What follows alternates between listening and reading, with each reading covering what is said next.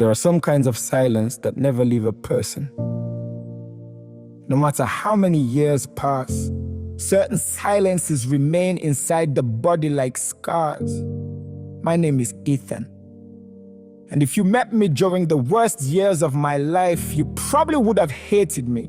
By then, I had already become the kind of man who spoke sharply, walked past people without greeting them, and made others feel small simply because I was hurting inside. Before life changed me, there was Claire. Claire had this way of making ordinary days feel important. She laughed with her whole chest and touched everything gently, even people.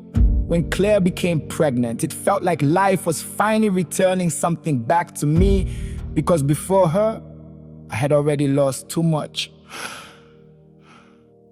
My parents died years earlier after a terrible road accident.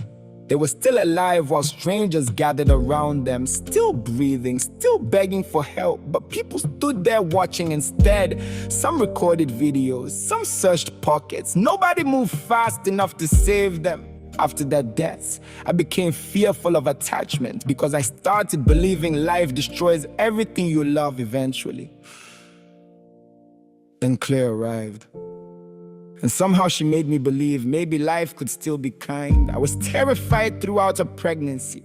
Every hospital visit made my chest tight. Claire used to hold my hand and laugh softly. "Ethan, breathe. You're going to become a father, not a widower."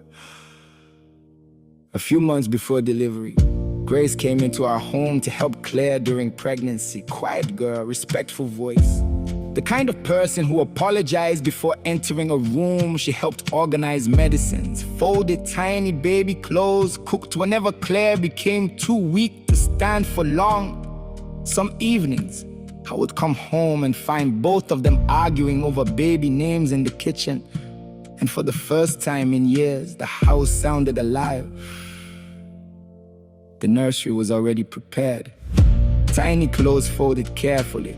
A crib beside the window, Claire touching her stomach while speaking about the future like she had already seen it. I did not know those memories would later become the things that haunted me. The night everything collapsed started quietly. Claire said the pain felt strange, different. Then suddenly the hospital became noise, doctors moving quickly, machines, blood. I remember holding Claire's hand while she struggled to breathe, and then I heard my son cry before I saw him. That tiny sound gave me hope, so suddenly it physically hurt. My child was alive. Claire was unconscious, but my child was alive. I held him carefully and started making promises immediately. Then a doctor entered the room. Claire was gone, complications, too much blood loss. Before I could even understand, she was dead. My son stopped breathing a few hours later. There are pains that break people loudly. Then there are pains so deep they become quiet. That was the kind that entered me. After the funeral, food lost taste, sleep disappeared. I avoided mirrors because I no longer recognized the man inside them. The nursery remained untouched. Tiny clothes still folded. The crib still standing. The future still sitting there waiting for people who would never return. Grace stayed quietly in the house, cleaning, cooking, removing spoiled food when I forgot to eat for days. Sometimes she knocked on my door just to ask if I had eaten anything. And every time she asked, I became angry, because grief makes kindness feel unbearable sometimes. I started speaking to her harshly, finding reasons to complain, not because she deserved it, but because seeing her reminded me of everything I lost. The worst part was, I knew I was hurting her. I saw it in her silence, in the way she cried privately, thinking nobody noticed. Still, she stayed. Two exhausted people surviving differently inside the same grieving house. Then one night, I had a dream about Claire holding our son, smiling at me. Then both of them disappeared again. I woke up shaking violently. And for the first time, I completely broke down. Grace found me sitting beside the nursery door, crying like somebody whose soul had finally become too heavy to carry. And instead of walking away, she sat beside me. No speeches, no advice, just presence, human presence. That moment changed something inside me.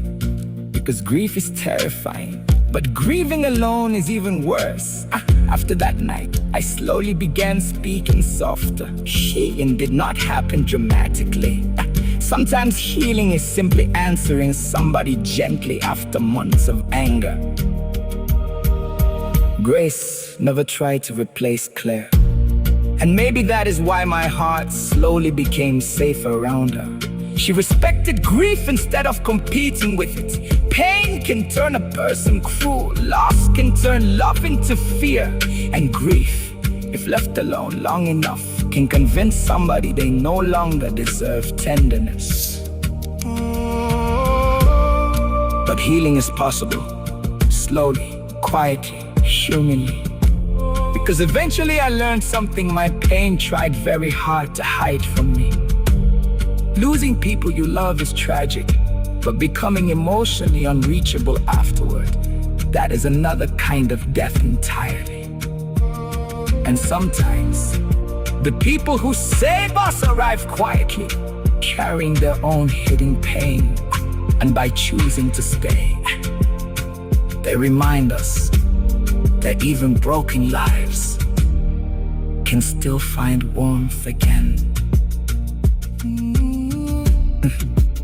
Ooh.